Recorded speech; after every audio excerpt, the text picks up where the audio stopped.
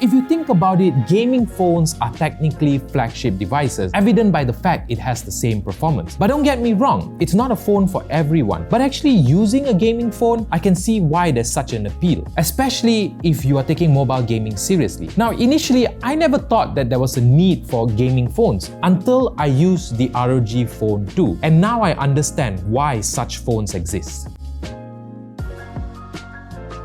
When you think gaming phones, you think aggressive lines and accented designs, but surprisingly, the ROG Phone 2 is pretty subtle, even more so than its predecessor. And in my opinion, simple is always better. Now, there might be an RGB logo on the back, but that also acts as a notification light. But what makes the phone stand out the most is its display, because this is an AMOLED display with a 120Hz refresh rate. So that means you can be playing games in 120Hz without worrying about color reproduction. But don't jump out of your seat just yet, because there are more games out there that don't support 120 frames per second than games that do. For example, you're not going to be playing PUBG Mobile at 120 frames per second, but you can play Asphalt 9 at 90 frames per second. Now, Asus also mentioned that the screen responds to your touch much faster than any other phone, and that basically translates to faster actions within your games. But not being an avid mobile gamer, honestly, it kind of feels the same to me.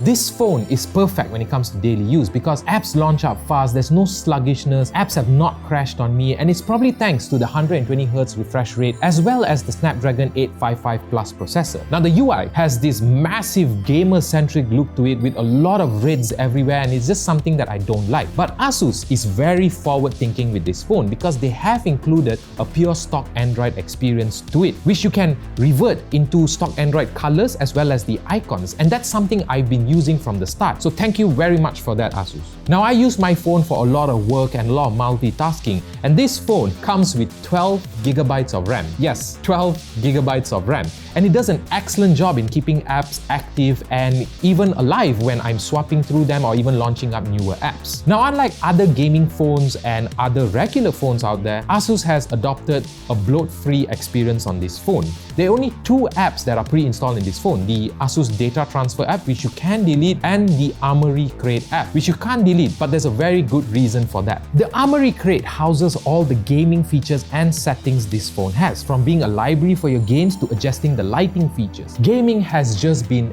excellent. Shadowgun Legends runs, well, legendary on the phone with fast loading times and beautiful graphics. Yeah, PUBG Mobile runs fine, still don't like the game anyway. But one game that I feel takes the most advantage out of the ROG Phone 2 is Asphalt 9. Now, as I mentioned before, Asphalt 9 runs on 90 frames per second on this phone, but sadly it heats up the phone quite a bit. And yes, you can slap on the Aero Active Cooler, but that just cools down the body of the phone and doesn't really do much because it's still uncomfortable to hold the phone. Now, I know some of you have seen people slapping on triggers to the top of their phone. Well, the ROG Phone 2 comes with built-in touch capacitive triggers on the top of the phone. You can adjust the sensitivity of this trigger by changing the amount of force needed before your presses register. And Asus has mentioned that in the future, they plan to push a software update that will allow you to slide across these triggers as another form of input. And finally, a feature which I still don't understand why some gaming phones chose not to have: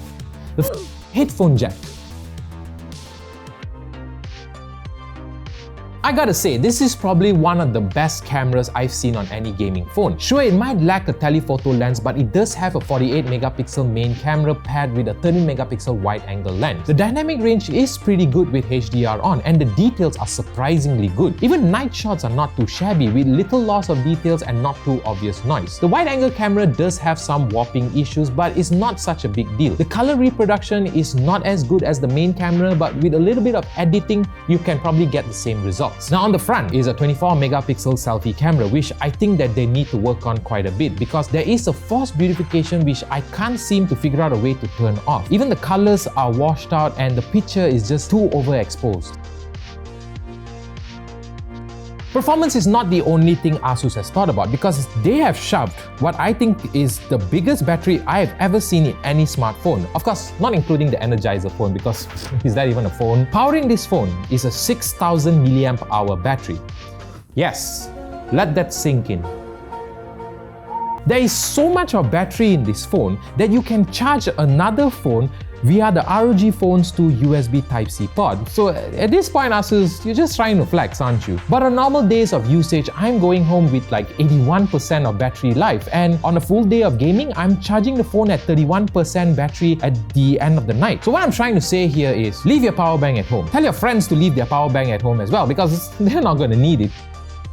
Alright, so what do I think about the ROG Phone 2? Well, I think it has one of the best performance I have ever seen, and if you're looking for a phone with performance but you don't really care about the cameras, then this is definitely a good choice. But if you are a mobile gamer, then this is probably the best gaming phone that you can find out there. But I do want to leave you all with a question. If you are going to take the ROG Phone 2 to a gaming competition and go up against people who have mid-range phones and non-flagship gaming phones, would you have an unfair advantage? That's something for you to think about. And while you're thinking about that, why don't you leave your answers in the comment section below. And while you're there, do give this video a thumbs up, subscribe if you're not, because we will be taking on more videos like this. And with that, guys, I will see you in the next video.